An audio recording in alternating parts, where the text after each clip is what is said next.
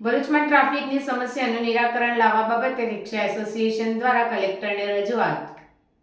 ભરૂચ રિક્ષા association દ્વારા ભરૂચ કલેક્ટરને રજૂઆત કરવામાં આવી હતી કે દિલ્હી બરોડા, દિલ્હી મુંબઈ એક્સપ્રેસ વે, સુરત ભરૂચ બહારની ગાડીઓ ભરૂચ શહેરમાંથી પસાર થતી હોવાથી લોકોને હાલાકી પડી રહી છે. ભરૂચ બહારની ગાડીઓના લીધે ભરૂચની જનતાને ટ્રાફિકનું ભારણ વધી રહ્યું છે અને ભરૂચમાં ટ્રાફિકની ઘણી સમસ્યાઓ વધી રહી છે.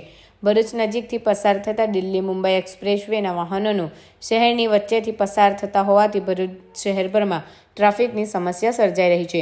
તેનું ત્વરિત તંત્ર કઈ યોગ્ય નિરાકરણ લાવી શહેરને ટ્રાફિકની સમસ્યાથી મુક્તિ આપવા રજૂઆત કરી હતી. જય હિન્દ, જય ભારત.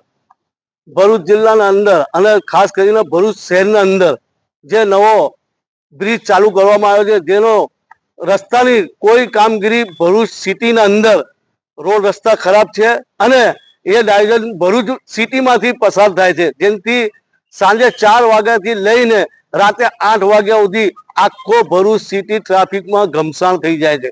જેના સંદર્ભમાં અમે કલેક્ટર સાહેબને રજૂઆત રાખવામાં આવ્યા છે કે જે નવો બ્રિજ બન્યું છે એનો ડાયવર્ઝન હાઈવેથી આપો, ભરૂચ શહેરમાં ના આપો. જે કે ભરૂચ શહેરમાં એમ જ રોડની બાયપાસથી લઈને ઠેક 5 બત્તી સુધી રોડની હાલત ખરાબ છે, જેમાં ખાડા ખતરામાં ગાડીઓ જતી નથી અને ખાસ કરીને જે ગાડીઓ ડાયવર્ઝન કરીને સિટીમાંથી જાય છે, જેમાં Shaktinath, Bholav bridge, Bharuch railway station, Kasak ગળાનાળો બધું જામ થઈ જાય છે, જેનાથી ભરૂચ શહેરના લોકોને આર્થિક પરિસ્થિતિનો સામનો કરવો પડે છે. અને ખાસ કરીને મારા રિક્ષા ચાલકોને એટલા માટે કે આખો દિવસ સિટીમાં ધંધો કરવાનો હોય, બહારની ગાડી આવીને આખો જામ કરી નાખે છે.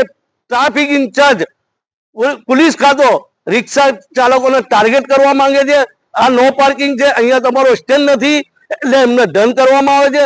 હું તંત્રથી અને ખાસ કરીને કલેક્ટર સાહેબથી માંગણી કરું છું કે જે નવો બ્રિજ બન્યું છે એનો ડાયવર્ઝન હાઈવેથી આપો, ભરૂચ શહેરમાંથી બંધ કરો ગાડી. નહીં તો ભરૂચ શહેરના લોકો બી પરેશાન છે અને ખાસ કરીને મારા રિક્ષા ચાલકો પરેશાન છે. અને વહેલી તકે આ બંધ કરવામાં આવે બહારની ગાડીઓ, તો આ ભરૂચની ટ્રાફિકનું ઘમસાણ ઓછું થાય એવી અપેક્ષા કલેક્ટર સાહેબ જોડે રાખવામાં માંગુ છું. જય હિન્દ, જય ભારત.